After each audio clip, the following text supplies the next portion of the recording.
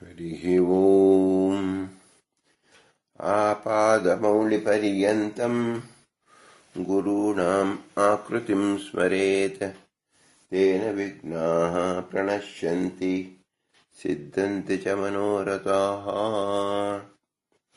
श्रीगुरुभ्यो नमः। परमगुरुभ्यो नमः। श्रीमदानन्दतीर्थभगवत्पादाचार्य गुरुभ्यो नमः। मन्मनोऽभीष्टवरदम् सर्वाभीष्टफलप्रदम् पुरन्दरगुरुं वन्दे दासश्रेष्ठं दयानिधिम्। विद्याविनयसम्पन्नान् शान्तादिगुणबृंहितान् सत्शास्त्रप्रवचनासक्तान् इलमिलार्यान् गुरून् भजे। पृथ्वीमण्डलमध्यस्थाः पूर्णबोधमतानगाः वैष्णवाः विष्णुहृदयाः तान् नमस्ते गुरुन् मम। हरिः ओम्। श्रीशा पाहि।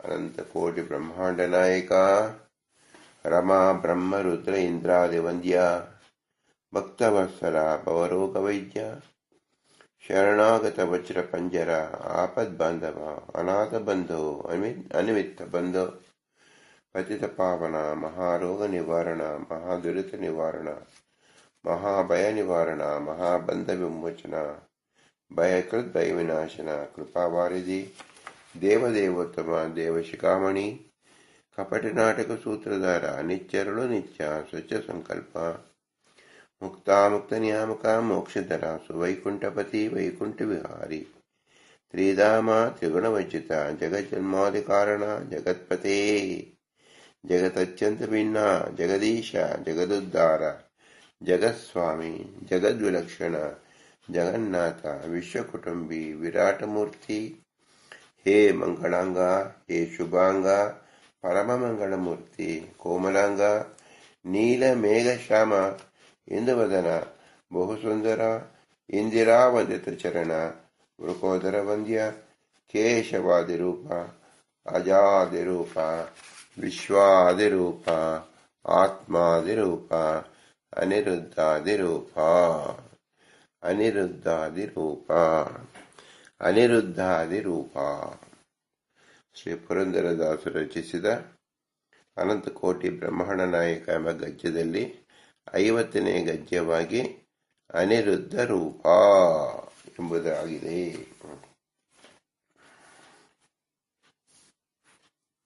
ಅನಿರುದ್ಧ ರೂಪ 50ನೇ ಗದ್ಯವಾಗಿ ಪುರಂದರದಾಸರು ಹೇಳುವ ಮೂಲಕ ನಮಗೆ ಏನು ವಿಶೇಷ ಸಂಗತಿಯನ್ನು ತಿಳಿಸ್ತಾ ಇದ್ದಾರೆ. ಇದು ಭಗವಂತನ ನಾಮ.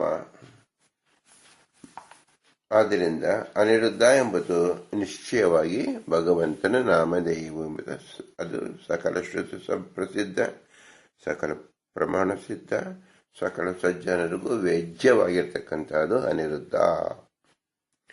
ಆದರೆ ಇಲ್ಲಿ ಆದಿ ಶಬ್ದವನ್ನು ಹಾಕಿದ್ದಾರೆ ಶ್ರೀ ಪುರಂದರದಾಸರು. ಅನಿರುದ್ಧಾದಿರೂಪ, ಅನಿರುದ್ಧ ರೂಪ ಅಂತ ಮಾತ್ರ ಹೇಳಿಲ್ಲ, ಅನಿರುದ್ಧಾದಿರೂಪ ಅಂತ ಹೇಳಿರೋದ್ರಿಂದ ಅನಿರುದ್ಧಾದಿರೂಪಗಳು ಯಾವುದು, ಅನಿರುದ್ಧಾದಿರೂಪಗಳು ಅಂದ್ರೆ ಏನು ಅಂತ ಎರಡು ಪ್ರಶ್ನೆಯನ್ನು ನಮಗೆ ಹಾಕಿಕೊಂಡು ಅದರ ಚಿಂತನೆಯನ್ನು ನಾವು ಮಾಡಬೇಕು. ಪ್ರತಿ ಜೀವರಲ್ಲಿ ಅನಂತ ಸಂಖ್ಯೆಯಲ್ಲಿ ಭಗವದ್ ರೂಪ ಇರುತ್ತೆ. ಯಾಕೆ ಪ್ರತಿ ಜೀವರಲ್ಲಿ ಅಂದ್ರೆ ಜೀವನೇ ಅಣುವಾಗಿರುವಲ್ಲಿ ಮಹತ್ತಣು ಭಗವಂತ. ಮಹತ್ತಣು ಆಗಿರೋದ್ರಿಂದ ಮಹದಾನಂದದಿಂದ ಅನಂತ ರೂಪದಲ್ಲಿ ಭಗವಂತನಿರುತ್ತಾನೆ. ಪ್ರತಿಯೊಂದು ಕಣ ಕಣದಲ್ಲೂ ಇರ್ತಾನೆ. ಜೀವ ಎಂಬುದು ಒಂದು ಕಣ, ಆದ್ದರಿಂದ ಆ ಕಣದಲ್ಲಿ ಭಗವಂತನಿರುತ್ತಾನೆ. ಇದು ಬಹಳ ಸೂಕ್ಷ್ಮವಾದುದು.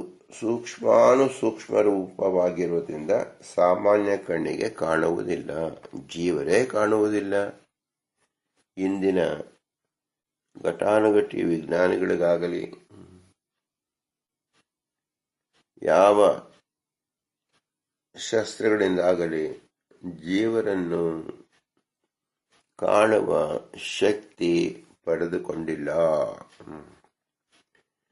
ಎಂತಹ ಎಲೆಕ್ಟ್ರಾನಿಕ್ ಮೈಕ್ರೋಸ್ಕೋಪ್, ಸೂಪರ್ ಸೈಪ್ ಮೈಕ್ರೋಸ್ಕೋಪ್ ಎಂಬುದು ಏನೇ ನಾವು ಮಾಡಿದ್ರು ಇದೆಲ್ಲವೂ ರಚನೆಯಾದಿದ್ದು ಯಾರಿಂದ? ಮಾನವನಿಂದ. ಮಾನವನ ಬುದ್ಧಿ ಯಾವ ಮಟ್ಟದಲ್ಲಿರುತ್ತೆ ಅದರಂತೆ ಅವನ ತಯಾರ ಮಾಡಿದ ಪದಾರ್ಥವೂ ಇರುತ್ತೆ. ಆದ್ದರಿಂದ ಅತಿ ಸೂಕ್ಷ್ಮವಾದದ್ದನ್ನ ಮನುಷ್ಯ ತಿಳಿಯಲು ಸಾಧ್ಯವಿಲ್ಲ, ಕಣ್ಣಿಂದ ನೋಡಕ್ಕೆ ಸಾಧ್ಯವಿಲ್ಲ. ಅದನ್ನು ಅನುಮಾನದಿಂದ ತಿಳಿಯಬೇಕು ಮತ್ತು ಆಗಮದಿಂದಲೇ ನಾವು ನಿಶ್ಚಯಿಸಿಕೊಳ್ಳಬೇಕು. ಸೂಕ್ಷ್ಮ ರೂಪವಾಗಿರುವುದರಿಂದ ಸಾಮಾನ್ಯ ಕಣ್ಣು ಕಾಣುವುದೇ ಇಲ್ಲ. ಈಗ ವಿಜ್ಞಾನದಲ್ಲಿ ಜೀವ ಜಂತು ಎಂದು ಏನನ್ನು ಗುರುತಿಸುತ್ತೇವೆಯೋ ಅವೆಲ್ಲ ಭಗವಂತನ ರೂಪಗಳೇ ಆಗಿದೆ. ನಮ್ಮ ಶರೀರದಲ್ಲಿ ಒಂದು ತೊಟ್ಟು ದ್ರವದಲ್ಲಿ ಲಕ್ಷಾಂತರ ಕೌಂಟ್ಸ್ ಅಂತ ಹೇಳಿ ನಾವು ಶಬ್ದವನ್ನು ಹೇಳ್ತೀವಿ. 4 ಲಕ್ಷ, 5 ಲಕ್ಷ, 10 ಲಕ್ಷ ಇದೆ. ಈ ಲಕ್ಷಗಳೆಲ್ಲ ಹೇಗೆ, ಏನಿದು ಸುಮ್ಮನೆ ಹೇಳಿದ್ದ ಅಥವಾ 1 followed by 5 zeros ಅಂದ್ರೆ? ಹೌದು, ಇದು ಸಂಖ್ಯಾವಾಚಕಗಳು. ಹೇಗೆ ಗುರುತಿಸಿದ್ದೀರಾ? ಯಾರು ಕೌಂಟ್ ಮಾಡಿದ್ದೀರಾ? ಅದನ್ನ ಒಂದು ಗುಂಪಿನಲ್ಲಿ ಎಷ್ಟು ಜಾಗವನ್ನು ಆಕ್ರಮಿಸುತ್ತೋ ಮತ್ತು ಅದರ ಆಕೃತಿ ಅಂದರೆ ಅದರ ಸೈಜು ಅದು ಎಷ್ಟಿದೆಯೋ ಅದನ್ನ ಗುರುತಿಸಿ 1 ಮಿಲಿಮೀಟರ್ನಲ್ಲಿ ಎಷ್ಟು ಅಂತ ಕಣಗಳು ಸೇರಬಲ್ಲದು ಅಂತ ಯೋಚನೆ ಮಾಡಿ ಅದನ್ನು ನಾವು ಕ್ಯಾಲ್ಕುಲೇಷನ್ ಮಾಡಿದೀವಿ ಹೊರತು ಅದು ನೋಡಿದ್ದಲ್ಲ. ಇದು ಅತ್ಯಂತ ಸೂಕ್ಷ್ಮವಾಗಿದೆ. ಇಂಥ ರೂಪಗಳು ಅಸ್ಥಿ ಎಂಬತಕ್ಕಂಥದ್ದು ಅತ್ಯಂತ ಗಟ್ಟಿಯಾದ ಭಾಗ.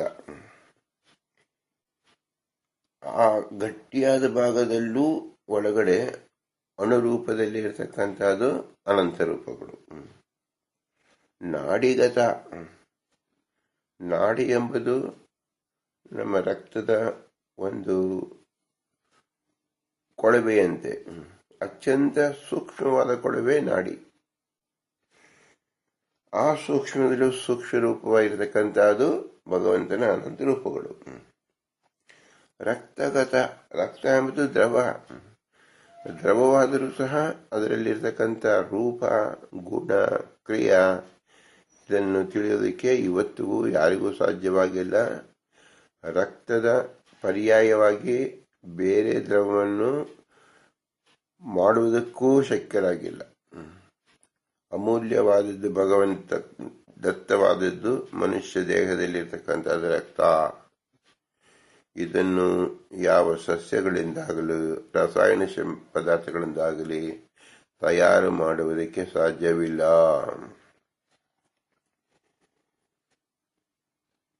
ಚರ್ಮಗತ, ಚರ್ಮವನ್ನು ಸಹ ನಾವು ಯಾವ ಪೇಪರ್, ಬಟ್ಟೆ, ವಸ್ತ್ರ, ಎಲೆ, ಬಿದಿರು ಯಾವುದನ್ನು ನೋಡಿದ್ರೂ ಸಹ ಮನುಷ್ಯನ ಚರ್ಮವನ್ನು ಹೋಲುವಂತೆ ಯಾವ ಪದಾರ್ಥವನ್ನು ನಾವು ಎಣಿಸಲಿಕ್ಕೆ ಸಾಧ್ಯವಿಲ್ಲ. ಚರ್ಮ ಮೃದುವೂ ಹೌದು, ಕಠಿಣವೂ ಹೌದು. ಆನೆಯ ಚರ್ಮ ನೋಡಿದ ಕಠಿಣವಾಗಿ ಕಾಣುತ್ತೆ. ಅದೇ ನಮ್ಮ ಮನುಷ್ಯನ ಶರೀರ ನೋಡಿದಾಗ ಅತ್ಯಂತ ಮೃದುವಾಗಿ ಕಾಣುತ್ತೆ. ಹೇಗೆ ಸಾಧ್ಯವಾಯಿತು? ಅದು ಬೇಸಿಕ್ ಮೆಟೀರಿಯಲ್ ಒಂದೇ ಇದ್ರೆ ಒಂದು ಕಡೆ ಗಟ್ಟಿ, ಇನ್ನೊಂದು ಕಡೆ ಹಾರ್ಡ್ನೆಸ್ ಹೇಗೆ ಬರುತ್ತೆ? ಇದೆಲ್ಲವೂ ದೈವ ನಿರ್ಮಿತ, ಮನುಷ್ಯನಿಗೆ ಮಾಡಲು ಶಕ್ಯವಿಲ್ಲ. ಏಕೆಂದರೆ ಕಲ್ಲನ್ನು ಕಲ್ಲಾಗಿ ಗುರುತಿಸಬಲ್ಲ, ಮಣ್ಣನ್ನು ಮಣ್ಣಾಗಿ ಗುರುತಿಸಬಲ್ಲ. ಕಲ್ಲನ್ನೇ ಮಣ್ಣಾಗಿ, ಮಣ್ಣನ್ನೇ ಕಲ್ಲಾಗಿ ಮಾಡಲು ಪುಡಿ ಮಾಡ್ತಾನಷ್ಟೇ. ಪುಡಿ ಮಾಡಿ ಕಲ್ಲಿನ ಪುಡಿಯನ್ನು ತೋರಿಸಿ ಅಂತ ಹೇಳ್ತಾರೆ ಹೊರತು ಕಲ್ಲಿನ ಮಣ್ಣು ಅಂತ ಆಗುವುದಿಲ್ಲ. ಆದರೆ ಭಗವಂತ ಏನೇನೂ ಮಾಡಲು ಸಮರ್ಥರಿದ್ದಾನೆ. ಆದ್ರಿಂದ ಜಗತ್ತಿನಲ್ಲಿ ಬಹುಚಿತ್ರ ಜಗತ್ ಬಹುದಾಕರಣಂ ಎಂಬ ಒಂದೇ ವಾಕ್ಯದಿಂದ ಹಿಂದೆ ನಾವು ಪ್ರಸ್ತಾಪ ಮಾಡಿದ್ದಂತೆ ಈ ಅನಂತ ರೂಪಗಳು, ಭಗವಂತನ ಅನಂತ ರೂಪಗಳು ನಮ್ಮ ದೇಹದಲ್ಲೇ ಇದೆ. ಅನೇಕ ವಿಧ ಜಂತುಗಳು ಇರುವುದು. ನಾವು ಒಬ್ಬರೇ ಬದುಕಿಲ್ಲ, ನಮ್ಮ ಶರೀರದಲ್ಲಿ ಅನಂತ ಜೀವರು ಬದುಕಿದ್ದಾರೆ. ಇದನ್ನು ಇಂದಿನ ಕಾಲದಲ್ಲಿ ನಾವು ಸೆಲ್ಸ್ ಅಂತ ಹೇಳ್ತೀವಿ. ಅದನ್ನ ಲಿವಿಂಗ್ ಸೆಲ್ಸ್ ಅಂತ ಹೇಳ್ತೀವಿ. ಡೆಡ್ ಸೆಲ್ಸ್ ಅಂದ್ರೆ ಅದು ಮಾರಕ. ಸೆಲ್ಸ್ ಅಂದ್ರೆ ಜೀವಕಣಗಳು. ಜೀವಕಣಗಳು ಅಂದ್ರೆ ಏನು? ಅದು ಜೀವರು ಅಂತ ಅರ್ಥ. ಜೀವ ಕಣ, ಅದೇ ಹೆಸರನ್ನು ಇಟ್ಟಿರೋದೇ ಹೊರತು ಇನ್ನೇನು ಹೆಸರನ್ನು ಅವರು ಬದಲಾವಣೆ ಮಾಡೋಕ್ಕಾಗಿಲ್ಲ. ಎಲ್ಲರೂ ಜೀವರೇ. ಇವೆಲ್ಲಕ್ಕೂ ಆಶ್ರಯ ಭಗವಂತನೇ ಆಗಿದ್ದಾನೆ. ನಮ್ಮನ್ನ ನೋಡ್ಕೊಂಬ ಯೋಗ್ಯತೆ ನಮಗೆ ಇಲ್ಲ. ನಮ್ಮ ಒಳಗಡೆ ಇರತಕ್ಕಂಥ ಅನಂತ ಕಣಗಳ ಪರಿಚಯವೇ ಇಲ್ಲ. ಇನ್ನದು ನೋಡಿಕೊಳ್ಳೋ ಬಗೆ ಹೇಗೆ ಬಂತು? ಆದ್ರಿಂದ ನಮ್ಮ ಯೋಗ್ಯತೆಯೇ ಅಲ್ಲ. ಇದನ್ನು ರಕ್ಷಣೆ ಮಾಡತಕ್ಕಂಥವನು ಯಾರು? ಭಗವಂತ. ಆ ಭಗವಂತನ ನಾಮಧೇಯ ಏನು? ಅನಿರುದ್ಧ. ಹಾಗಾದ್ರೆ ಅನಿರುದ್ಧ ಎಂಬತಕ್ಕಂಥವನು ಅತ್ಯಂತ ಸೂಕ್ಷ್ಮವಾದವನು. ಅನಿರುದ್ಧ ಎಂಬ ಶಬ್ದದಲ್ಲಿ ಪ್ರಾಥಮಿಕವಾಗಿ ನಾವು ಏನು ತಿಳಿಯಬೇಕು? ಎಲ್ಲಿ ಪ್ರವೇಶ ಮಾಡಲು ತಡೆ ಇಲ್ಲದವನು, ವಿರುದ್ಧ ಇಲ್ಲದವನು, ಅವನಿಗೆ ಅನಿರುದ್ಧ ಅಂತ ಹೆಸರು. ಅಣುರಣೀಯಾನ್ ಮಹತೋ ಮಹೀಯಾನ್, ಅಣುವಿನಲ್ಲಿ ಅಣುವಾಗಿರಬಲ್ಲನು ಅನಿರುದ್ಧನಾದ್ದರಿಂದ. ಮಹತ್ತನಲ್ಲಿ ಮಹತ್ತಾಗಿರಬಲ್ಲನು ಅನಿರುದ್ಧನಾದ್ದರಿಂದ. ಆದ್ದರಿಂದ ಅನಿರುದ್ಧ ಎಂಬತಕ್ಕಂಥದ್ದು ಇಲ್ಲೇನಾಯಿತು? ಲಕ್ಷಣವಾಚ್ಯವಾಯಿತು, ಕ್ರಿಯಾವಾಚಕವಾಯಿತು, ನಾಮವಾಚಕವೂ ಆಯಿತು. ಇದನ್ನು ಪುರಂದರದಾಸರು ಸೃಷ್ಟಿಯಲ್ಲಿ, ನಮ್ಮ ಜೀವನ ಸೃಷ್ಟಿ, ಜೀವನ ಶರೀರ ಸೃಷ್ಟಿ ಹೇಗಾಯಿತು ಎಂಬ ಮೂಲ ಸ್ವರೂಪವನ್ನು ನಮಗೆ ತಿಳಿಸ್ತಾ ಇದ್ದಾರೆ. ಇದೆಲ್ಲವೂ ಅನಿರುದ್ಧ ರೂಪ ಅಂತ ಸ್ಥೂಲವಾಗಿ ಹೇಳ್ತಾ ಇದ್ದಾರೆ. ಈ ಸೂಕ್ಷ್ಮ ರೂಪಗಳು ಎಷ್ಟಿದೆ ಅನ್ನೋದನ್ನ ಮಹಾವಿಜ್ಞಾನಿಗಳಾದ, ಅಪರೋಕ್ಷ ಜ್ಞಾನಿಗಳಾದ ದಾಸರು ಲೆಕ್ಕವನ್ನು ಮಾಡಿ ಹೇಳಿಬಿಟ್ಟಿದ್ದಾರೆ. ನಮಗೆ 1 ರೂಪಾಯಿಗೆ ಎಷ್ಟು ಪೈಸೆ? 100 ಪೈಸೆ. 100 ಪೈಸೆ ತೆಗೆದು ತೋರಿಸಿ ಅಂತ ಹೇಳಿದ್ರೆ ನಮ್ಗೆ ಯೋಗ್ಯತೆನೇ ಇಲ್ಲ. 1 ರೂಪಾಯಿ ಕೊಟ್ಟಾಗ ಅಲ್ಲಿ 100 ಪೈಸೆ ಇದೆ ಅಂತ ತಿಳ್ಕೊಳ್ಬೇಕು. ಆ 100 ಪೈಸೆಗೆ ಹೊರಗಡೆ ವ್ಯವಹಾರದಲ್ಲಿ ಅದಕ್ಕೆ ಆ ಬೆಲೆ ಬರುತ್ತೆ. ಹಾಗೆ ಅಪರೋಕ್ಷ ಜ್ಞಾನಿಗಳು ಈ ಜೀವನದಲ್ಲಿ, ಈ ಕಣದಲ್ಲಿ ಇಷ್ಟು ರೂಪಗಳಿದೆ ಅಂತ ಹೇಳಿದ್ರೆ ನಾವು ತಿಳಿಬೇಕು. ನಮ್ಮ ಯೋಗ್ಯತೆ ಅಷ್ಟೇ. ಅದ್ರಲ್ಲಿ ವಿಶ್ವಾಸ ಇಡಬೇಕು. ಅದನ್ನು ಕಾಣುವ ಸಮಯ ಬಂದಾಗ ಭಗವಂತ ವ್ಯಕ್ತವಾಗುತ್ತಾನೆ. ಜೀವನ ಸ್ವರೂಪದಲ್ಲಿ ಅಂದರೆ ನಮಗೆ 4 ಶರೀರವಿದೆ. ಮೊಟ್ಟ ಮೊದಲನೇದು ಸ್ವರೂಪ, ಆಮೇಲೆ ಲಿಂಗ ಶರೀರ, ಆಮೇಲೆ ಅನಿರುದ್ಧ ಶರೀರ, ಆಮೇಲೆ ಸ್ಥೂಲ ಶರೀರ. ಆದ್ದರಿಂದ ಸ್ವರೂಪವೇ ಅತ್ಯಂತ ಸೂಕ್ಷ್ಮ. ಯಾವ ಕುದುರೆ ಬಾಲದಲ್ಲಿ 10,000 ಭಾಗ ಮಾಡಿದಾಗ ಆ ಒಂದು ಭಾಗ ಎಷ್ಟು ಬರುತ್ತೋ ಆ ಭಾಗಕ್ಕೆ ಜೀವನ ಪ್ರಮಾಣ, ಸೈಜ್ ಅಂತ ನಾವು ಒಂದು ಶಾಸ್ತ್ರದಲ್ಲಿ ಹೇಳಲ್ಪಟ್ಟಿದೆ. ಯಾಕೆ ಹೇಳಲ್ಪಟ್ಟಿದೆ ನಾವು ನೋಡೋಕೆ ಸಾಧ್ಯವಿಲ್ಲ. ನೀವು ತಿಳಿದುಕೊಳ್ಳಿ ಎಷ್ಟು ಸೂಕ್ಷ್ಮವಾಗಿದ್ದಾನೆ ಜೀವ ಅಂತ. ಇದು ಸ್ವರೂಪ. ಈ ಸ್ವರೂಪದಲ್ಲಿ ಭಗವಂತ ಎಷ್ಟು ರೂಪದಲ್ಲಿದ್ದಾನೆ ಅಂದರೆ 200 ಕೋಟಿ 109 ರೂಪದಲ್ಲಿದ್ದಾನೆ. ಏನಿದ್ರ ಅರ್ಥ? 200 ಕೋಟಿ 109. ನೋಡಿ ಎಷ್ಟು ಸ್ಪಷ್ಟವಾಗಿ ಅಪರೋಕ್ಷ ಜ್ಞಾನಿಗಳು ಹೇಳಿದ್ದಾರೆ. 200 ಕೋಟಿ ನಮಗೆ ಎಣಿಸೋಕೆ ಈ ಜನ್ಮದಲ್ಲೇ ಸಾಧ್ಯವಿಲ್ಲ. ತದನಂತರದಲ್ಲಿ ಲಕ್ಷವಿಲ್ಲ, ಸಾವಿರವಿಲ್ಲ, 100 ಹೇಗೆ ಎಣಿಸಿದ್ದಾರೆ ಗಮನವೇ ಬರುವುದಿಲ್ಲ. ಆಮೇಲೆ 9. 200 ಕೋಟಿ 109 ರೂಪಗಳು ಸ್ವರೂಪದಲ್ಲಿ ಇದೆ. ನಮ್ಮ ಸ್ವರೂಪ ಆದಮೇಲೆ ಎಷ್ಟು ಆವರಣಗಳಿದೆ? ನಾವು ಸೂಕ್ಷ್ಮವಾಗಿ 4 ಆವರಣ ಅಂತ ಹೇಳಿದ್ರೆ ಅತಿ ಸೂಕ್ಷ್ಮವಾಗಿ 25 ಆವರಣಗಳಿದೆ ನಮಗೆ. ಆ 25 ಆವರಣಗಳನ್ನು ನೋಡಿರ್ತಕ್ಕಂಥ ಮಹಾವಿಜ್ಞಾನಿಗಳಾದ ಅಪರೋಕ್ಷ ಜ್ಞಾನಿಗಳು ಒಂದೊಂದು ಆವರಣದಲ್ಲಿ ಭಗವಂತನ ಅನಿರುದ್ಧ ರೂಪಗಳನ್ನು ಪಟ್ಟಿ ಮಾಡಿದ್ದಾರೆ. ಮೊದಲನೇ ಆವರಣ ಯಾವುದು ಅಂದ್ರೆ ಇಚ್ಛಾ ಆವರಣ. ಯಾಕೆ ಇಚ್ಛಾ? ಯಾವ ಜೀವನಿಗೆ ಪ್ರಪ್ರಥಮವಾಗಿರಬೇಕಾದ ಲಕ್ಷಣ ಏನು? ಪ್ರವೃತ್ತಿ ಸತ್ತ, ಪ್ರಮಿತಿ ಸತ್ತ, ಸ್ವರೂಪ ಸತ್ತ. ಸ್ವರೂಪ ಆದಮೇಲೆ ಅದರ ಇರುವಿಕೆ, ಸ್ವರೂಪ ತಾನಿದ್ದೇನೆ ಎಂಬುದು ಇಂಟೆನ್ಷನ್ ಅಂದ್ರೆ ಇಚ್ಛಾ. ಅದು ಒಂದು ಆವರಣ. ಆ ಇಚ್ಛಾ ಆವರಣದಲ್ಲಿ ಕೇವಲ ಒಂದೇ ರೂಪದಲ್ಲಿ ಇದ್ದಾನೆ ಭಗವಂತ. ನೋಡಿ, ಎಲ್ಲಿ ಮಹತ್ತಾದ ರೂಪಗಳಿದೆ ಅದನ್ನು ಹೇಳ್ತಾರೆ, ಎಲ್ಲಿ ಒಂದು ರೂಪದಲ್ಲಿದೆ ಅದನ್ನು ಹೇಳ್ತಾರೆ. ಇದು ವಿಜ್ಞಾನಿಗಳ ಅಂದ್ರೆ ಅಪರೋಕ್ಷ ಜ್ಞಾನಿಗಳಾದ ದಾಸರುಗಳು, ಅವರೇ ನಿಜವಾದ ವಿಜ್ಞಾನಿಗಳು. ಅವರ ಅನಿಸಿಕೆ ಮತ್ತು ಅವರು ಕಂಡುಕೊಂಡ ಸತ್ಯ. ಇಚ್ಛಾ ಆವರಣದಲ್ಲಿ ಒಂದು ರೂಪ, ಸ್ವರೂಪ ಮತ್ತು ಇಚ್ಛಾವರಣ ಆದ ಮೇಲೆ ಮೂರನೇ ಆವರಣ ಯಾವುದು? ಲಿಂಗ ಶರೀರ. ಅದನ್ನು ನಾವು ಹಿಂದೆ ಪ್ರಕೃತಿ ಮಾತೆಯಿಂದ ಬರತಕ್ಕಂಥದ್ದನ್ನು ನಾವು ಚಿಂತನೆ ಮಾಡಿದ್ದೀವಿ. ಲಿಂಗ ಶರೀರದಲ್ಲಿ 67 ರೂಪಗಳು ಇರುತ್ತದೆ. ನೋಡಿ, ನಾವು ಕೇವಲ ಶಬ್ದದಲ್ಲಿ ಮಾತ್ರ ತಿಳ್ಕೊಳ್ಬೇಕು. ಯಾವುದು ಒಂದು, ಯಾವುದು 66, ಯಾವುದು 67 ತಿಳಿಯಕ್ಕೆ ನಮಗೆ ಸಾಮರ್ಥ್ಯವಿಲ್ಲ. ಲಿಂಗ ಶರೀರದಲ್ಲಿ 67 ರೂಪಗಳು. ತದನಂತರದಲ್ಲಿ ಅವ್ಯಕ್ತ ಶರೀರ ಅಂದ್ರೆ ವ್ಯಕ್ತವಾಗದೇ ಇರತಕ್ಕಂಥದ್ದು ಅವ್ಯಕ್ತ ಶರೀರ ಒಂದಿದೆ. ಅಂದರೆ ಲಿಂಗ ಶರೀರದ ಮೇಲೂ ಇರತಕ್ಕಂಥದ್ದು. ಅಲ್ಲಿ 179 ರೂಪಗಳು. ಅವ್ಯಕ್ತ ಶರೀರದ ಮೇಲೆ ಅವಿದ್ಯಾ ಶರೀರ, ಪಂಚಪರ್ವಾಣಿ ಎಂಬತಕ್ಕಂಥ ಬ್ರಹ್ಮದೇವರು ಸೃಷ್ಟಿ ಮಾಡಿದಾಗ ಅದು ಎಲ್ಲ ಶರೀರವನ್ನು ವ್ಯಾಪಿಸಿತು. ಅದಕ್ಕೆ ಅವಿದ್ಯಾ ಶರೀರ ಅಂತ ಹೆಸರು. ಆ ಅವಿದ್ಯಾ ಶರೀರದಲ್ಲಿ 27 ರೂಪಗಳಿಂದ ಅನಿರುದ್ಧ ದೇವರು ಇದ್ದಾರೆ. ಅವಿದ್ಯಾ ಶರೀರದ ಮೇಲೆ ಕರ್ಮದ ಆವರಣ ಇದೆ. ಅದು 63 ರೂಪಗಳಿಂದ ಅನಿರುದ್ಧ ದೇವರಿದ್ದಾರೆ. ಅದರ ಮೇಲೆ ಕಾಮದ ಆವರಣ, ಇಚ್ಛಾ ಮತ್ತು ಕಾಮ.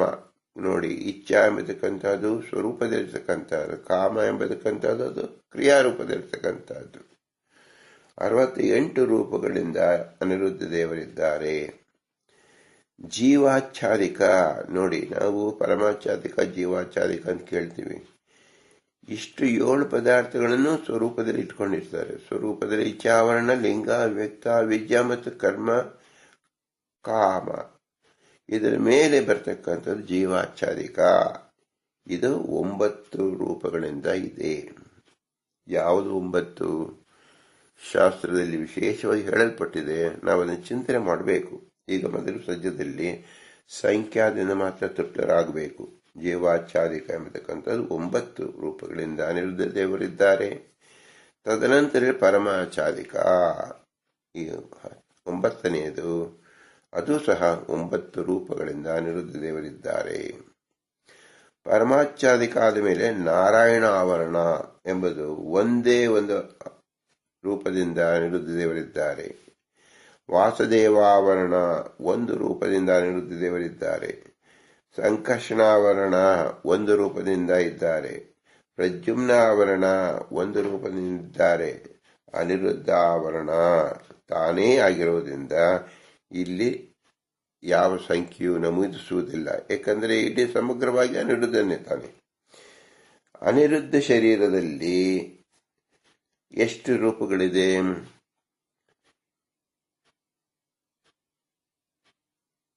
2,02,494 ರೂಪಗಳು ಅನಿರುದ್ಧ ಶರೀರದಲ್ಲಿ ಇದೆ.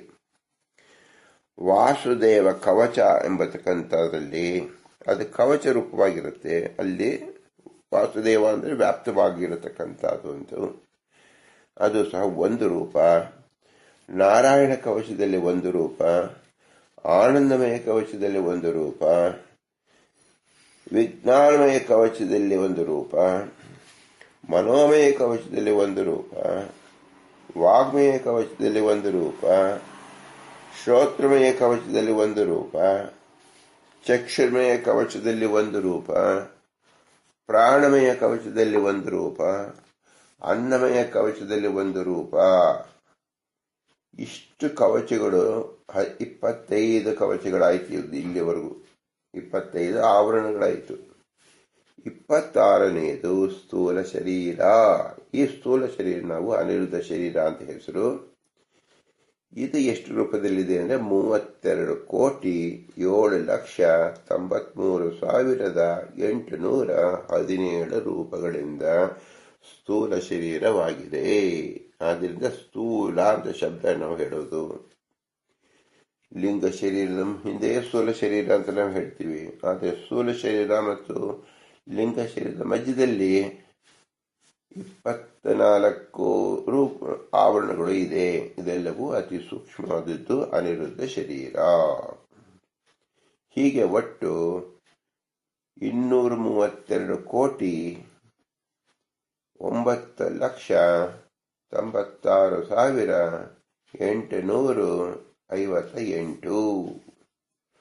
232,996,858 ರೂಪಗಳು ಅನಿರುದ್ಧ ರೂಪಗಳಿದೆ. ಇಷ್ಟು ಸಂಖ್ಯೆಯಲ್ಲಿ ನಾವು ತಿಳಿದರೆ ಮೋಕ್ಷ ಬರುತ್ತೆ ಅಂತ ಹೇಳ್ತಾರೆ ದಾಸರು. ಇಲ್ಲದಿದ್ರೆ ಆನೆ ತಿಂದ ಕಪ್ಪಿತ್ತ ಅಂದ್ರೆ ಬೇಲದ ಹಣ್ಣನ್ನು ತಿಂದರೆ ಅದು ಖಾಲಿಯಾಗಿ ಹೊರಗಡೆ ಬರುತ್ತೆ. ಏನು ತಿಂದಿದ್ದು ಅಂತ ಅದಕ್ಕೆ ಗೊತ್ತಾಗಲ್ಲ. ಅಂದ್ರೆ ಏನು, ಅಲ್ಲಿರ್ತಕ್ಕಂಥ ಜಾಟರಾಗ್ನಿ ಬೇಲದ ಹಣ್ಣಿನ ಒಳಗಡೆ ಇರತಕ್ಕಂಥ ಪದಾರ್ಥವನ್ನು ದೇಹಕ್ಕೆ ಸೇರಿಸ್ಕೊಂಬತ್ತೆ. ಅದು ಆದರೆ ಹೊರಗಡೆ ಬರುವಾಗ ಅದು ಕಾಯಿಯಂತೆ ಹಾಗೆ ಹೊರಗೆ ಬರುತ್ತೆ. ಅಂದ್ರೆ ಇದು ಬಹಳ ವಿಶೇಷವಾದದ್ದು, ವಿಚಿತ್ರವಾದದ್ದು, ನಮ್ಮ ಕಲ್ಪನಾತೀತವಾದದ್ದು. ಹಾಗೆ ನಮ್ಮ ಶರೀರದಲ್ಲಿ ಸ್ವರೂಪ ಶರೀರದ ಮೇಲೆ ಇರ್ತಕ್ಕಂಥದ್ದು 232,69,96,858 ಆವರಣಗಳು ಏನಿದೆ ಅದು ನಮ್ಮ ಶರೀರದಲ್ಲಿದ್ದರೂ ನಮಗೆ ವೇದ್ಯವಾಗುವುದಿಲ್ಲ. ಅದಕ್ಕೆ ಉತ್ತರ ಹೇಗೆ? ಬೇಲದ ಹಣ್ಣು ತಿಂದರೂ ಆನೆಗೆ ತಿಳಿಯುವುದಿಲ್ಲವೋ, ಒಳ ಪದಾರ್ಥ ಭಗವಂತ ಹೊಟ್ಟೆಯೊಳಗೆ ಬೇರ್ಪಡಿಸಿದ್ರು ಅದು ಛೇದವಾಗದಂತೆ ಬೇಲದ ಹಣ್ಣು ಹೊರಗೆ ಬರುತ್ತೆ. ಹೇಗೆ ಬರುತ್ತೆ? ಭಗವಂತನ ಸಂಕಲ್ಪ. ಹಾಗೆ ನಮ್ಮಲ್ಲೇ ಇದ್ರೂ ನಮಗೆ ಅರಿವಾಗಲ್ಲ. ಆನೆಯ ದೃಷ್ಟಾಂತ ಕೊಟ್ಟಿರುವುದು ಇದಕ್ಕೋಸ್ಕರವಾಗಿ ನಮಗೆ ಇದು ಅರಿವೇ ಇಲ್ಲದಂತೆ 232 ಕೋಟಿ ಅನಿರುದ್ಧ ರೂಪ ಇದೆ ಎಂಬತಕ್ಕಂಥದ್ದನ್ನ ನಮಗೆ ತಿಳಿಸ್ತಾ ಇದ್ದಾರೆ. ಇದು ಜ್ಞಾನಿಗಳ ಸಹಮತ. ಇದರ್ಥ ಪ್ರತಿಯೊಂದು ಜೀವಕಣವು ಅನಂತ ಭಗವಂತನ ರೂಪಗಳಿಂದ ಕೂಡಿದೆ. ಇವೆಲ್ಲವೂ ಅನಿರುದ್ಧಾದ ರೂಪಗಳು. ಅಂದರೆ ಯಾವ ರೂಪಗಳಿಗೆ ತಡೆಯಿಲ್ಲದೆ ಅಡ್ಡಿಯಾಗದ ರೂಪಗಳು, ವಿರುದ್ಧ ರಹಿತವಾದುದು, ಇದೇ ಸ್ವತಂತ್ರವಾದದ್ದು ಅಂತ ತಿಳಿಬೇಕು. ಎಲ್ಲ ಜೀವರು ಪಂಚ ಪ್ರಾಣಗಳಿಂದ ಜೀವಿಸಿದ್ದಾರೆ. ಇದು ಆಯಾ ಜೀವಿಗಳಿಗೆ ಅನುಭವಕ್ಕೆ ಬರುವುದು. ಇದರಲ್ಲಿ ಭಗವಂತ ರೂಪಗಳು ಹೀಗಿದೆ. ನಮಗೆ ತಿರಿಯಂತೆ ಉಸಿರಾಡ್ತಾ ಇದ್ದೀವಿ. ಉಸಿರಾಡುವುದು ನಮ್ಮ ಸಾಮರ್ಥ್ಯ ಇಲ್ಲ ಅಂತ ಹಿಂದೆ ನಾವು ಚರ್ಚಿಸಿದ್ದೇವೆ. ಅದನ್ನು ತಿಳಿಯೋದು ಹೇಗೆ? ಇಲ್ಲಿ 5 ಪ್ರಾಣಗಳಿದೆ. ಪ್ರಾಣ, ಅಪಾನ, ವ್ಯಾನ, ಉದಾನ, ಸಮಾನ. ಪ್ರಾಣನಲ್ಲಿ ನಾರಾಯಣ ರೂಪ, ಅಪಾನದಲ್ಲಿ ವಾಸುದೇವ ರೂಪ, ವ್ಯಾನನಲ್ಲಿ ಸಂಕರ್ಷಣ ರೂಪ, ಉದಾನದಲ್ಲಿ ಪ್ರದ್ಯುಮ್ನ ರೂಪ, ಸಮಾನದಲ್ಲಿ ಅನಿರುದ್ಧ ರೂಪ. ಜೀವರಿಗೆ ಈ ಶರೀರ ಉತ್ಪತ್ತಿ ಪೂರ್ವದಲ್ಲಿ ಹೇಗಿದ್ದಾರೆ? ಜನನಿಯಲ್ಲಿ ಅಹವರಗ್ನಿ ಅಲ್ಲಿ ಅನಿರುದ್ಧರಿಂದ ರಕ್ಷಿಸಲ್ಪಟ್ಟಿದೆ. ಪಿತರಲ್ಲಿ ಗಾರ್ಹ್ಯಸ್ಪತ್ಯಾಗ್ನಿ ಅಲ್ಲಿ ಪ್ರದ್ಯುಮ್ನಿಂದ ರಕ್ಷಿಸಲ್ಪಟ್ಟಿದೆ. ಭೂಮಿಯಲ್ಲಿ ದಕ್ಷಿಣಾಗ್ನಿ ಅಲ್ಲಿ ಸಂಕರ್ಷಣದಿಂದ ರಕ್ಷಿಸಲ್ಪಟ್ಟಿದೆ. ಮೇಘದಲ್ಲಿ ಸೋಮಾಗ್ನಿ ಅಲ್ಲಿ ವಾಸುದೇವನಿಂದ ರಕ್ಷಿಸಲ್ಪಟ್ಟಿದೆ. ಆಕಾಶದಲ್ಲಿ ಅನಾವಸತಿ ಅಗ್ನಿ ಅಲ್ಲಿ ನಾರಾಯಣನಿಂದ ರಕ್ಷಿಸಲ್ಪಟ್ಟಿದೆ. ಅಕಾರದಿಂದ ಕ್ಷಕಾರವರೆಗಿನ ನಾಮಾತ್ಮಕವೂ ಅನಿರುದ್ಧನೇ ಆಗಿದ್ದಾನೆ. ಅದನ್ನ ಮಾತೃಕಾನ್ಯಾಸದಿಂದ ತಿಳಿಯಬಹುದು, ಹಿಂದೆ ತಿಳಿದಿದ್ದೇವೆ. ಹಾಗೂ ಜೀವರ ಶರೀರ ಉತ್ಪತ್ತಿಯಾಗುವ ಸಪ್ತಧಾತಿಗಳಿಗೂ ಅಭಿಮಾನಿಗಳಾಗಿ ನಿಯಂತ್ರಿಸುತ್ತಿದ್ದಾರೆ ದೇವತೆಗಳು. ಅವರ ಒಳಗೆ ಭಗವಂತ ನಿಯಾಮಕನಾಗಿ ಇದ್ದಾನೆ. ಹೀಗೆ ಅನಿರುದ್ಧ ಹಾಗೂ ಆದಿ ಶಬ್ದದಿಂದ ಇವೆಲ್ಲವನ್ನು ಸಂಗ್ರಹಿಸಬಹುದು. ಅನಿರುದ್ಧ ಆದಿ ಅಂತ ಶಬ್ದಗಳಿಂದ ಸಂಗ್ರಹಿಸಬೇಕು. ಮನುಷ್ಯ ಶರೀರದಲ್ಲಿ 9 ಕೋಟಿ ರೋಮ ಕೇಂದ್ರಗಳಿದೆ. ಕರಡಿ, ಹುಲಿ, ಸಿಂಹ, ಹಾವು, ಕಪ್ಪೆ, ನಾವು ಬೇರೆ ಬೇರೆ ನೋಡಿದಾಗ ನಾವು ಮನುಷ್ಯನ ಶರೀರದಿಂದ ಹೆಚ್ಚು ನಾವು ಕೂದಲೆಯಲ್ಲಿ ನೋಡ್ತೀವಿ, ಕರಡಿಯಲ್ಲಿ ನೋಡ್ತೀವಿ ಅಂತ ನಾವು ತಿಳ್ಕೊಂಡಿದ್ದೀವಿ. ಅಲ್ಲಿ ಎಷ್ಟಿದೆ? ಹುಲಿಯಲ್ಲಿ ಮುಖದಲ್ಲೇ ಬಹಳ ರೋಮಗಳಿದೆ, ಅಲ್ಲಿ ಎಷ್ಟಿದೆ? ಸಿಂಹದಲ್ಲಿ ಎಷ್ಟಿದೆ? ಹಾವಿನಲ್ಲಿ ನಾವು ರೋಮವನ್ನೇ ಕಾಣಲಾರವು, ಹಾಗಾದರೆ ಅಲ್ಲಿ ಕೇಂದ್ರಗಳು ಹೇಗಿದೆ? ಕಪ್ಪೆಯಲ್ಲಿ ಬಹಳ ಗಡಸಾಗಿರುತ್ತೆ, ಅಲ್ಲಿ ರೋಮಗಳಿದೆಯೇನು? ಇದೆಲ್ಲವೂ ನಮಗೆ ಸೂಕ್ಷ್ಮ ರೀತಿಯಲ್ಲಿ ತಿಳಿಯಬೇಕು. ಅಂದರೆ ರೋಮಕೂಪಗಳು ಇಷ್ಟೊಂದಿದೆ, ನಮಗೆ ತಿಳಿಯಕ್ಕೆ ಯೋಗ್ಯತೆ ಇಲ್ಲ. ಇಲ್ಲ ಅಂತ ಅಲ್ಲ ಅರ್ಥ, ಇದೆ, ಸೂಕ್ಷ್ಮ ರೂಪದಲ್ಲಿ ಇದೆ. ಅದು ತಿಳಿಯುವಂತ ಯೋಗ್ಯತೆ ನಮ್ಮದಲ್ಲ. ಎಲ್ಲಿ ನಮ್ಮದಲ್ಲವೋ ಅಲ್ಲಿ ಭಗವಂತ ಅನಿರುದ್ಧ ರೂಪದಲ್ಲಿ ಇರ್ತಾನೆ. ಅವನಿಗೆ ವಿರುದ್ಧ ಇಲ್ಲ, ತಡೆ ಇಲ್ಲ. ನಮಗೆ ಎಲ್ಲ ಕಡೆಗೂ ತಡೆ. ಯಾವುದು ಮುಖ್ಯವಾದ ತಡೆ? ಯಾವುದು? ಅಜ್ಞಾನ. ಭಗವಂತ ಜ್ಞಾನದ ಆಗರವೇ ಭಗವಂತ. ಆದ್ರಿಂದ ಅವನಿಗೆ ಎಲ್ಲಿಯೂ ತಡೆಯಿಲ್ಲ. ಅತ್ಯಂತ ಜ್ಞಾನಿಯಾದ ಮನುಷ್ಯರಿಗೂ ಸಹ ತಮ್ಮಲ್ಲಿರುವ ಕೇಶ ಸಂಖ್ಯೆಯೇ ತಿಳಿದಿಲ್ಲ. ಯಾರು ಅವ್ರ ಮೈ ಮೇಲೆ ಎಷ್ಟು ರೋಮಗಳಿದೆ ಅಂತ ಯಾರು ಎಣಿಸ್ಕೊ ಕೂತ್ಕೋತಾರೇನ್ರಿ? ಕೂತ್ಕೊಂಡ್ರೆ ಮೋಕ್ಷ ಸಿಗುತ್ತೇನ್ರಿ? ಸಿಗೋದಿಲ್ಲ ಅಂತ ಹೇಳಿ ನಿಮ್ಗೆ ಸಂಖ್ಯೆ ಗೊತ್ತೇನ್ರಿ? ಗೊತ್ತಿಲ್ಲ. ಇದರ ಅರ್ಥ ಏನು? ನಮ್ಮ ಅಜ್ಞಾನದ ಅವಸ್ಥಾ. ನಮ್ಮ ಹತ್ರ 1 ಕೋಟಿ ರೂಪಾಯಿಗಳಿದ್ರು ಸಹ ಅದನ್ನು ಯಾರಾದ್ರೂ ಎಣಿಸ್ತಾರೇನು? ಅದು ಈಗ ಡಿಮ್ಯಾಂಡ್ ಡ್ರಾಫ್ಟ್ ರೂಪದಲ್ಲಿ, ಚೆಕ್ ರೂಪದಲ್ಲಿ ಇರುತ್ತೆ. ಅದು ಸಮಷ್ಟಿಯಾಗಿ ನಾವು 1 ಕೋಟಿ ಅಂತ ಹೇಳ್ತೀವಿ ಹೊರತು ಪೈಸೆಗಳಾಗಿ ಬೇರೆ ಬೇರೆ ಡಿನಾಮಿನೇಷನ್ ತರ ಹೇಳ್ತೀವೇನು? ಹಾಗೆ ಡಿನಾಮಿನೇಷನ್ ಅಂತೆ ಅನಿರುದ್ಧ ರೂಪ ಇದ್ದಾನೆ ಅಂತ ತಿಳ್ಕೊಳ್ಳಿ. 232 ಕೋಟಿ ಈ ಡಿನಾಮಿನೇಷನ್ ನಾವು ಹೇಗೆ ಹೇಳ್ತೀವೋ ಹಾಗೆ ಬೇರೆ ಬೇರೆ ಆವರಣ ರೂಪದಲ್ಲಿ ಅನಿರುದ್ಧ ರೂಪ ಇದೆ. ಇನ್ನು ಅನಂತ ಸಂಖ್ಯೆಯಲ್ಲಿರುವ ಭಗವಂತನನ್ನು ತಿಳಿಯುವ ಪರಿಪಾಠ ಎಲ್ಲಿದೆ ನಮಗೆ? ಕೇಶ ರೂಪಗಳಿಗೂ ತಿಳಿಯೋದಿಲ್ಲ, ಭಗವಂತ ರೂಪಗಳು ತಿಳಿಯೋದಿಲ್ಲ.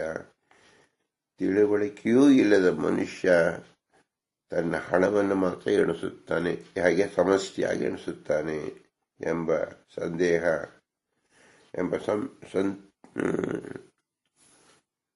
ಎಂಬ ಸಂದೇಶ ಪುರಂದರದಾಸರು ಹೇಳ್ತಾರೆ. ಇವರು ಇಷ್ಟು ಕೋಟ್ಯಾಧಿಪತಿಗಳು, ಇದು ಬಾಹ್ಯವಾದದ್ದು. ನಿಮ್ಮಲ್ಲೇ ಇರತಕ್ಕಂಥ ಕೋಟಾನು ಕೋಟಿ 232 ಕೋಟಿ ರೂಪಗಳು ಲಕ್ಷ್ಮೀಕಾಂತ, ಅವನು ಲಕ್ಷ್ಮೀಪತಿ. ಅವನ ರೂಪ ಚಿಂತನೆ ಬಿಟ್ಟು ನಾವು ಬಾಹ್ಯದ, ನಮಗೆ ಯಾವ ಪ್ರಯೋಜನವೂ ಬಾರದ ನಮ್ಮದಲ್ಲದ ರೂಪಗಳಾದ ಧನ, ಕನಕ, ವಸ್ತ್ರ ಇವುಗಳನ್ನು ನಾವು ಪರಿಚಯ ಮಾಡ್ಕೊತಕ್ಕೆ ಹೋಗ್ತಾ ಇದ್ದೀವಿ. ಇದು ಮೂರ್ಖತನದ ಪರಮಾವಧಿ. ಪುರಂದರದಾಸರು ನಮ್ಮ ಮೂರ್ಖತನ ಬಹಳಷ್ಟಿದೆ, ಅದನ್ನು ಎಲ್ಲ ಪರಿಚಯ ಮಾಡಿಕೊಂಡ್ರೆ ಎಲ್ಲರಿಗೂ ಅಪಹಾಸ್ಯ, ಅವರ ಜೀವನದಲ್ಲಿ ಅಪಹಾಸ್ಯ ಉಂಟಾಗ್ಬಿಡುತ್ತೆ. ಆದ್ರಿಂದ ಕಿಂಚಿತ್ ಪರಿಚಯ ಮಾಡಿದ್ದಾರೆ. ಅನಿರುದ್ಧಾದಿ ರೂಪ, ಅನಿರುದ್ಧಾದಿ ರೂಪ ಅಂತ ನಾವು ತಿಳಿದಾಗ ನಮ್ಮ ಯೋಗ್ಯತಾ ಅತ್ಯಂತ ನೀಚವಾಗಿದೆ. ಭಗವಂತ ಅತ್ಯಂತ ಪ್ರಮುಖನಾಗಿದ್ದಾನೆ, ಸಾರ್ವಭೌಮನಾಗಿದ್ದಾನೆ ಅಂತ ತಿಳಿಬೇಕು ಎಂಬತಕ್ಕಂಥ ದಿಗ್ದರ್ಶನ ಮಾಡಿದ್ದಾರೆ ಪುರಂದರದಾಸರು. ಅದನ್ನ ಅವರ ನಂತರದಲ್ಲಿ ವಿಜಯದಾಸರು ಸಹ ಇದನ್ನು ಅಂತ ತೋರಿಸಿದ್ದಾರೆ. ಅನಿರುದ್ಧ ದೇವನು ಸರ್ವರೊಳಗೆ ಲಿಂಗದಿಂದ ತನುವು ಪಾಲಿಸಿದನು, ಅವರವರ ತಕ್ಕದ್ದು ಮನಸ್ಸು ಮೊದಲಾಗಿ ಪೃಥ್ವಿ ಪರ್ಯಂತ ತನುವು ಪಾಲಿಸಿದನು. ಇಲ್ಲಿಗೆ ಲಿಂಗ ಸರ್ಗ ಘನವಾಗಿ ತಿಳಿಯುವುದು. ಅನಿರುದ್ಧ ಶರೀರದ ವಿಸ್ತಾರ ಹೇಗಿದೆ ಅಂದ್ರೆ, ಈ ದೇಹಕ್ಕಿಂತ ಮೊದಲೇ ಸಂಪಾದಿಸಿದ ಅನಿರುದ್ಧ ಶರೀರವಾದ ಕಾರಣ ಈ ದೇಹಕ್ಕಿಂತಲೂ ಅದು ನಿತ್ಯವಾಗಿರುತ್ತಿದ್ದ ಕಾರಣ, ಆ ಶರೀರ ಸಂಗಡಲೇ ಬರುತ್ತಿದ್ದ ಕಾರಣ ಅನಿರುದ್ಧ ಶರೀರ ತಿಳಿಯಬೇಕು. ಯಾಕಂದ್ರೆ ನಮ್ಮ ಬ್ಯಾಗ್ ಒಳಗೆ ಬ್ಯಾಗ್ ಹಾಕೊಂಡು ಹೊರಗಡೆ ಬ್ಯಾಗ್ ಕಾಣಿಸುತ್ತೆ, ಒಳಗಡೆ ಬ್ಯಾಗ್ ನಮ್ಗೆ ಕಾಣಿಸೋದಿಲ್ಲ. ಉದಾಹರಣೆಗೆ ಪರ್ಸುಗಳು ಎಷ್ಟು ಕವಾಟಗಳಿರುತ್ತೆ, 16 ಬೇರೆ ಬೇರೆ ಒಳಗಡೆ ಇರುತ್ತೆ ಭಾಗಗಳು, ಎಲ್ಲವನ್ನೂ ಸೇರಿ ಒಂದು ಪರ್ಸ್ ಅಂತ ಹೇಳ್ತೀವಿ. ಹಾಗೆ ಬ್ಯಾಗು ಅದೇ ಮನುಷ್ಯ ಶರೀರ. ಮನುಷ್ಯರ ಹೊರಗಡೆ ಕಾಣೋದ್ರಲ್ಲಿ ಅಲ್ಲಿ ಒಳಗಡೆ ಇನ್ನೊಂದು ಬ್ಯಾಗ್ ಹಾಗೆ ಕೊನೆಯಲ್ಲಿರ್ತಕ್ಕಂಥ ಸ್ವರೂಪ, ಅಲ್ಲೂ ಇನ್ನೂ ಮುಂದೆ ಇರ್ತಕ್ಕಂಥ ಭಗವಂತನ ಎಲ್ರಿಗೂ ಆಶ್ರಯ ಅದು ತಿಳಿಯಬೇಕು. ಆದ್ರಿಂದ ಅವ್ಯಕ್ತ ಶರೀರದಲ್ಲಿ 100 ಸತ್ವಗುಣ, 12 ರಜೋಗುಣ, 1 ತಮೋಗುಣ, ಈ ಪ್ರಕಾರ ಯಾಕೆ ಇದು ನಡೆದಿದೆ, ಏನು ಬೇಸ್ಲೆಸ್ ಕ್ಯಾಲ್ಕುಲೇಷನ್ ಏನೋ ಸ್ವಲ್ಪ ಹೇಳ್ತೀರಾ ಅಂತ ಹೇಳಿದ್ರೆ, ಪ್ರತಿಯೊಂದು ರೂಪಗಳಿಗೂ ಸಹ 100 ಸತ್ವಗುಣ, 12 ರಜೋಗುಣ ಮತ್ತು 1 ತಮೋಗುಣ, ಈ ಪ್ರಕಾರದಿಂದ 113 ಗುಣದಿಂದ ಯುಕ್ತವಾದದ್ದು ಅವ್ಯಕ್ತ ಶರೀರದಿಂದ ಅನಿರುದ್ಧ ಶರೀರಕ್ಕೂ ನಾವು ಸಂಬಂಧ ತಿಳಿಯಬೇಕು. 100 ಸತ್ವಗುಣ 1ಕ್ಕೆ 1000 ಪ್ರಕಾರ ಬಡಿದಾಗ ಅದು 1,00,000 ಆಗತ್ತೆ. 12 ರಜೋಗುಣ 1ಕ್ಕೆ 3 ಪ್ರಕಾರ ಹೆಚ್ಚಿಸಿದಾಗ 1200 ಆಗತ್ತೆ. 1 ತಮೋಗುಣಕ್ಕೆ 10 ಪ್ರಕಾರ ಹೆಚ್ಚಿಸಿದಾಗ 10 ಆಗತ್ತೆ. ಹೀಗೆ 1,00,100, 210. ಯಾಕೆ ಹೆಚ್ಚಿಸಿದ್ರು? ಇದು ಅನಿರುದ್ಧ ಶರೀರವನ್ನು ತಿಳಿಸುವ ಬಗೆ. ಈ ಶರೀರ ಅವ್ಯಕ್ತ ಶರೀರಕ್ಕೆ ಅಂಗೀಯೋಪಾದಿಯಲ್ಲಿ ಬಹುರೂಪಗಳಾದ ಬಾಹ್ಯಾವರಣೋಪಾದಿಯಲ್ಲಿ ಅಂತಹ ಆವರಣದಿಂದ ಯುಕ್ತವಾಗಿ ಅವ್ಯಕ್ತ ಶರೀರಕ್ಕೆ ರಕ್ಷಕವಾಗಿದೆ. ನಾವು ಹೊರಗಡೆ ಅಂಗಿಯನ್ನು ಹಾಕೋತೀವಿ, ಅದು ಒಳಗಡೆ ಶರೀರ ಚರ್ಮದ ರಕ್ಷಣೆಗೋಸ್ಕರವಾಗಿ. ಅಂಗಿಯನ್ನು ಹಾಕೊಂಡಾಗ ಅಲ್ಲಿ ಎಷ್ಟು ತಂತುಗಳಿದೆ? ಅನಂತ ತಂತುಗಳಿರುತ್ತೆ. ಅದನ್ನ ಯಾರಾದ್ರೂ ಎಣಿಸ್ತಾರೇನು? ಈ ಒಂದು ಉದಾಹರಣೆಯಿಂದ ಒಂದು ಪಂಚೆಯಲ್ಲಿ ಎಷ್ಟು ತಂತುಗಳಿಂದಾಗಿದೆ? ತಂತುಗಳೇ ಪಟಗಳು. ತಂತು ಸೇರಿದ ತಂತು ಸಮುದಾಯಕ್ಕೆ ಪಟ ಅಂತ ಹೆಸರು. ನಾವು ಯಾಕೆ ತಂತುಗಳಿಂದ ಸಹಿತವಾದ ಪಟವಾದ ಈ ವಸ್ತ್ರವನ್ನು ಧರಿಸ್ತೀವಿ ಅಂದರೆ, ಒಳಗಡೆ ಇರತಕ್ಕಂಥ ಆವರಣಗಳು ಇದು ಅನಂತ ಪಟ್ಟು, 100 ಪಟ್ಟು, 1000 ಪಟ್ಟು ಹೆಚ್ಚಿನ ತಂತು ರೂಪಗಳಂತೆ ಅನಿರುದ್ಧ ರೂಪಗಳಿಂದ ಆವರಣ ರೂಪವಾಗಿದೆ ಅಂತ ಚಿಂತನೆ ಮಾಡಿಸುವುದಕ್ಕೋಸ್ಕರವಾಗಿ ನಾವು ವಸ್ತ್ರವನ್ನು ಹೊರಗಡೆ ಧರಿಸುತ್ತೇವೆ. ನೋಡಿ, ಸಾಧಾರಣವಾಗಿ ಪುರುಷರು ಅಲ್ಪ ವಸ್ತ್ರ ಧರಿಸಿದರೆ ಸ್ತ್ರೀಯರು ಮಹತ್ತಾದ ಅಂದರೆ 9 ಗಜ, 10 ಗಜ, 12 ಗಜದಲ್ಲಿ ಉಪಯೋಗಿಸೋದ್ರಿಂದ ಅವರು ನಾವು ಏನು ತಿಳಿಯಬೇಕು? ಇನ್ನು ಅಧಿಕವಾಗಿ ಹೆಚ್ಚು ತಂತುಗಳು ಒಳಗಡೆ ಇದೆ ಅಂತ ತಿಳಿಯಬೇಕು. ಯಾಕೆ ತಿಳಿಯಬೇಕು? ನಮ್ಗೆ ಎಲ್ಲವೂ ಸಂಖ್ಯಾರೂಪವಾಗಿ ತಿಳಿಯಲು ಸಾಧ್ಯವಿಲ್ಲ. ನೀವೊಂದು ಇನ್ಫರೆನ್ಸ್ ಅನುಮಾನ ಮಾಡಿಕೊಳ್ಳಿ. ಹೊರಗಡೆ ನಾನು ಹುಟ್ಟಿರತಕ್ಕಂಥ 9 ಗಜದ ಸೀರೆ, 9 ಗಜದ ಪಂಚಿಯಲ್ಲೇ ಇಷ್ಟು ತಂತುಗಳಿದೆ. ಇಷ್ಟು ತಂತುಗಳಲ್ಲಿ ಎಷ್ಟು ಕಣಗಳು ಸೇರಿದೆ?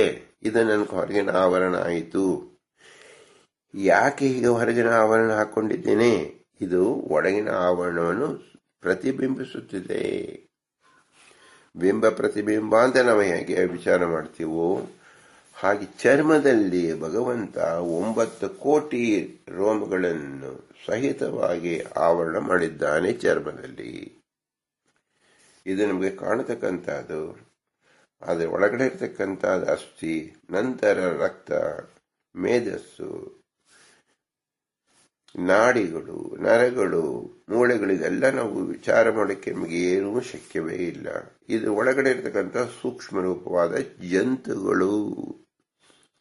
ಜಡ ಪ್ರಕೃತಿಗಳು ಬೇರೆ, ಚೇತನ ಪ್ರಕೃತಿಗಳು ಬೇರೆ. ಇವೆಲ್ಲವೂ ಆವರಣ ರೂಪವಾಗಿ ಇದೆ.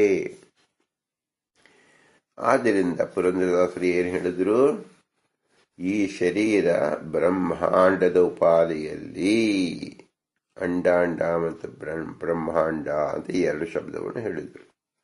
ಬ್ರಹ್ಮಾಂಡ ಅಂತ ಅತಿ ವಿಸ್ತಾರವಾದ 25 ಕೋಟಿ ಯೋಜನ ವಿಸ್ತಾರವಾಗಿ ಏನಿದೆಯಲ್ಲಪ್ಪ, ಅದು ನಿಮ್ಮ ಶರೀರದ ಒಳಗಡೆನೆ ಇದೆ. ಅದೆಲ್ಲವೂ ಬೇರೆ ಬೇರೆ ರೂಪದಲ್ಲಿದೆ. ಅದೆಲ್ಲ ರೂಪಕ್ಕೂ ಅನಿರುದ್ಧಾದಿ ರೂಪ ಅಂತ ತಿಳಿದುಕೊಳ್ಳಿ. ದೇಶ ಇಂದ್ರಿಯಗಳಿಂದ, ಪಂಚಭೂತಗಳು, ಪಂಚತನ್ಮಾತ್ರೆಗಳಿಂದ, ಮನಸ್ಸಿನಿಂದ, ಅಹಂಕಾರದಿಂದ, ಮಹತ್ತತ್ವ, ಗುಣತ್ರಯದಿಂದ, ಹಾಗೆ 24 ತತ್ವದಿಂದ ಯುಕ್ತವಾಗಿದೆ. ಇಲ್ಲಿ ತಮ್ಮ ತಮ್ಮ ತತ್ವದಲ್ಲಿ ತತ್ವಾಭಿಮಾನಿ ದೇವತೆಗಳು ಜ್ಞಾನವುಳ್ಳವರಾಗಿ ಅಲ್ಲಿದ್ದ ಭಗವದ್ ರೂಪ ಉಪಾಸನೆ ಮಾಡ್ತಾರೆ. ಇನ್ನು ಮುಖ್ಯವಾಗಿ ತಿಳಿರಿ, ಇಲ್ಲಿ ದೈತ್ಯರು ಇಂದ್ರಿಯಾಭಿಮಾನಿಗಳಾಗಿ ತತ್ವಾಭಿಮಾನಿ ದೇವತೆಗಳ ಹೆಸರುಳ್ಳವರಾಗಿ ತಮೋಗುಣ ಆಶ್ರಯ ಮಾಡಿಕೊಂಡು ಮಹಾದೋಷಗಳನ್ನು ಮಾಡಿ ಪರಮಾತ್ಮನ ಅಪ್ರೀತಿ ಸಂಪಾದಿಸಿ ತಮಸ್ಸಿಗೆ ಬೀಳುತ್ತಾರೆ. ಇದು ಪುರಂದರದಾಸರು ಹೇಳಬೇಕಾಗಿರೋ ಮುಖ್ಯ ಅಭಿಪ್ರಾಯ. ಇಷ್ಟು ಆವರಣದೊಳಗೆ ದೇವತೆಗಳು ತತ್ವಾಭಿಮಾನಿಗಳಾಗಿರುತ್ತಾರೆ.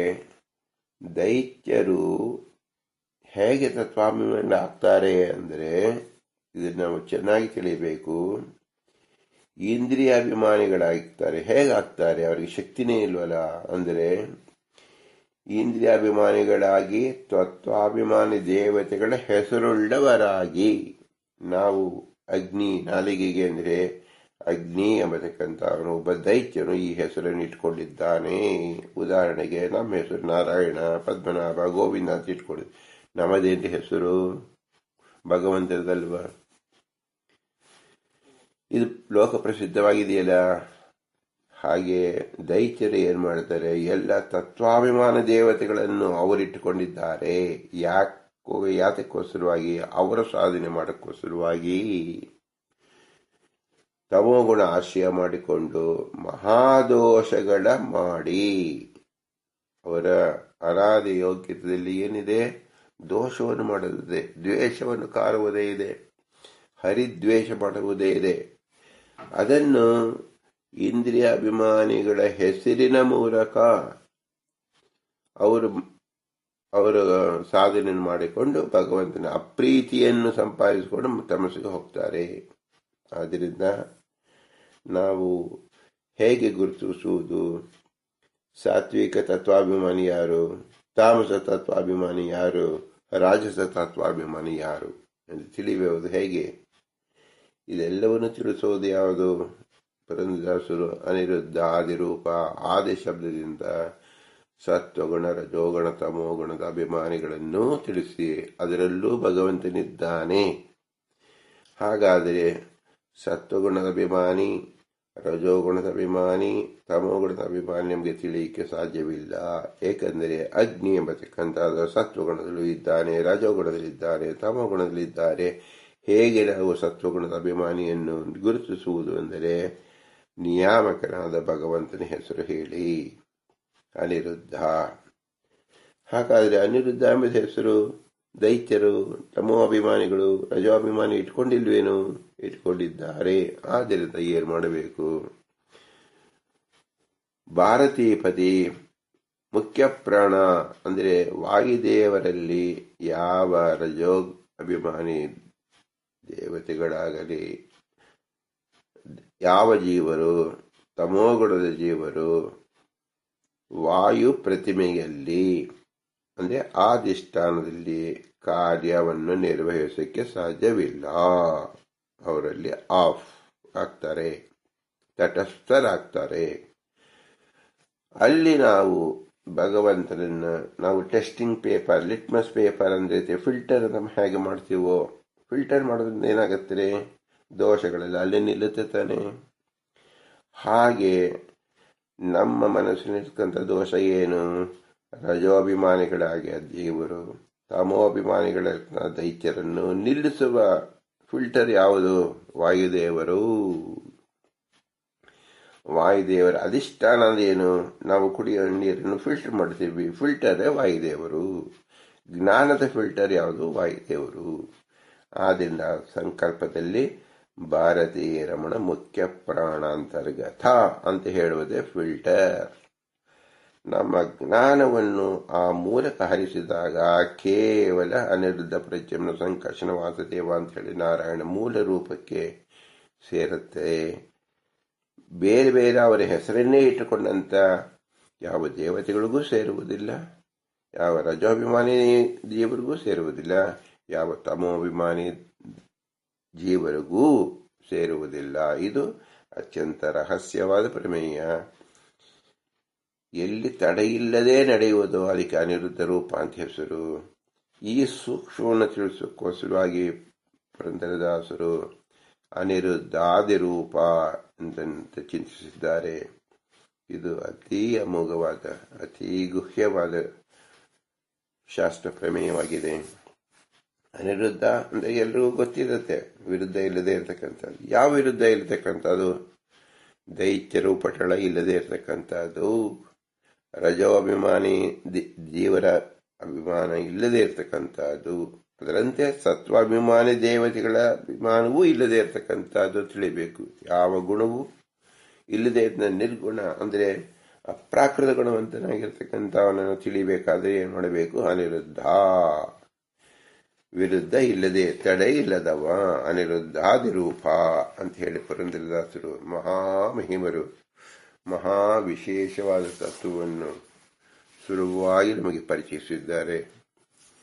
ಇಂತಹ ವಿಶೇಷ ವಿಚಾರವನ್ನ ಅನಿರುದ್ಧಾದಿರೂಪ ಅಂತ ಹೇಳಿ ಸಮರ್ಥಿಸಿ ನಮಗೆ ಆ ಜ್ಞಾನವನ್ನು ಕೊಟ್ಟಿರ್ತಕ್ಕಂಥ ಪುರಂದರದಾಸರಿಗೆ ನಾವು ಏನೂ ಕೊಡಲು ಸಾಧ್ಯವಿಲ್ಲ.